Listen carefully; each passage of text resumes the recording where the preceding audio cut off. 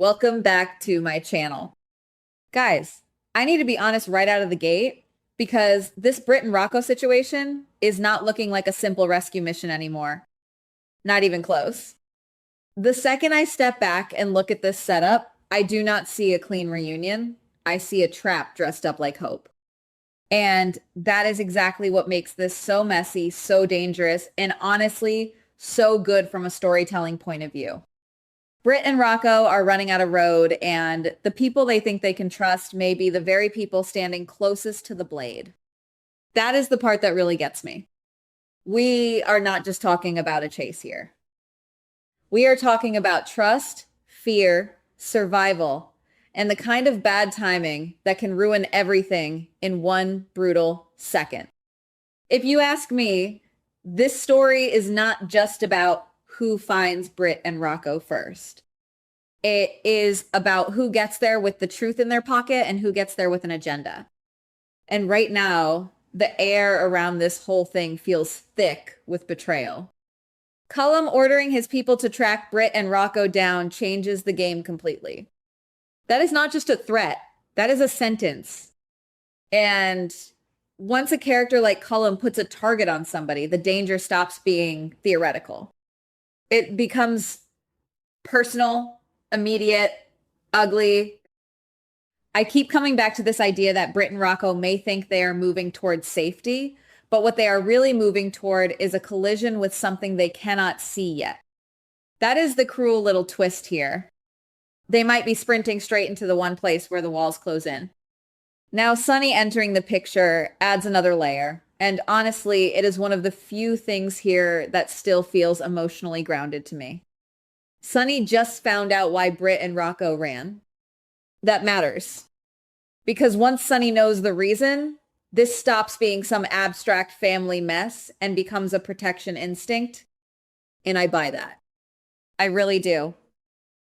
Sonny is not going to sit back and let his grandson end up dead because some power-hungry clown thinks he can play God.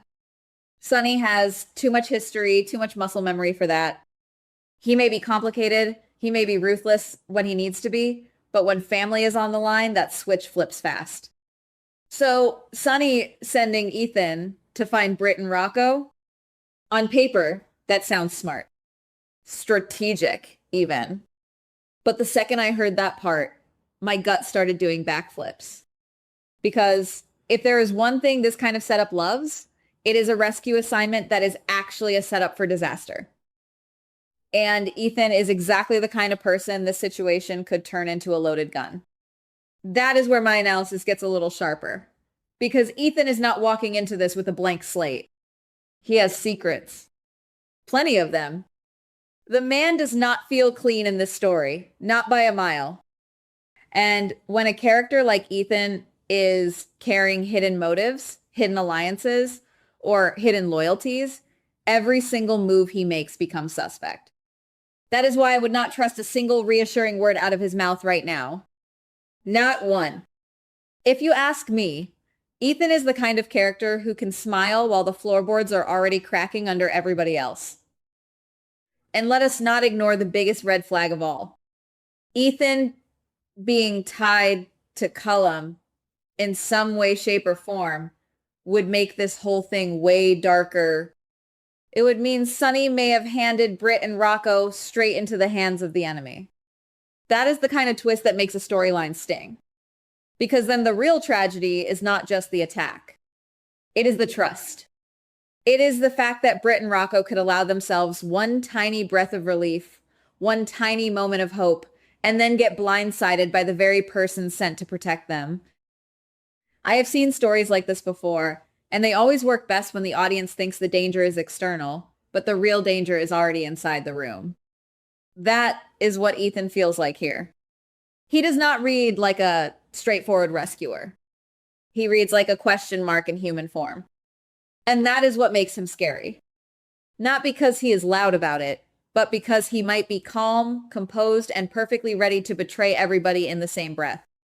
Now, could Ethan actually find Britt and Rocco and then attack them? Absolutely. That is not even a wild theory anymore. It is sitting right there on the table. And The cruelty of it is what makes it believable. Britt and Rocco may think they have finally reached someone safe, someone familiar, someone who can pull them out of the fire. Then, bam, the mask drops. That kind of betrayal lands hard because it redefines everything that came before it. Every kind word, every helpful gesture, every promise suddenly looks poisoned. And if Ethan kills them, woo, that would be a massive shift. Not just for Sonny, but for the whole emotional structure of the story.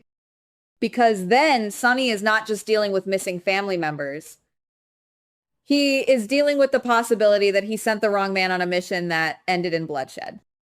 That is painful on a whole different level.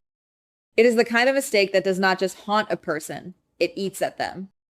What I find especially interesting here is the possibility that Ethan comes back to town and lies. That part feels very plausible to me, and it is exactly the kind of move that would keep suspicion simmering without immediately revealing the truth. He could tell Sonny he never found Britt and Rocco. Clean, simple, convenient. Or he could say he found them, but somebody else got to them first. That version is even sneakier because now Ethan gets to plant doubt, redirect blame, and protect himself while everybody else starts chasing shadows. And let me tell you, that kind of lie is not random. It is tactical. It gives Ethan breathing room. It lets him control the story. It keeps people from asking the wrong questions too soon. That is why I think the deception angle is stronger than a blunt attack alone. A murder is shocking, sure, but a murder followed by a carefully crafted lie, that is the kind of move that poisons an entire town. From my point of view, this is also where Britt's side of things gets tragically rich. Britt is not just running because she is scared. She is running because she probably understands that trust has become a liability. And if she lets herself believe Ethan is safe, that makes the fall harder. Rocco, too. He is young enough to still believe that help looks like help.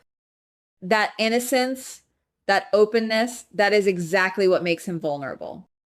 The story almost dares us to hope for a clean save, then reminds us that clean saves do not usually happen when Cullum is involved. I keep thinking about how this would play out emotionally. Britt and Rocco, exhausted, cornered, maybe finally seeing a familiar face. That little spark of relief, that half second where the body starts to relax, and then the realization that the person standing in front of them is not salvation at all. That is the stuff that really sticks with people because it is not just physical danger. It is psychological whiplash. Trust becoming a weapon. Safety becoming a lie. That hits. And Sonny, of course, would be devastated if his instincts fail him.